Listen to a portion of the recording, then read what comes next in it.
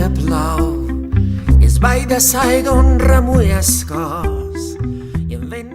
Avui, vespre, a les 7:30 de l'hora baixa, tocam a l'espai 36, a Sant Llorenç. Vos hi esperam.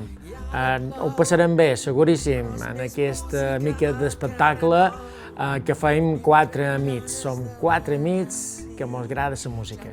I en Sensor Quasi Nu és un projecte musical amb un CD que acabam de gravar, encara no està penjat a Spotify, però estarà molt prest, i és sobretot penjo que és un projecte que vol ser proper, autèntic, emotiu, o sigui, que les persones ens puguem escoltar, ens puguem sentir, ens puguem emocionar juntes.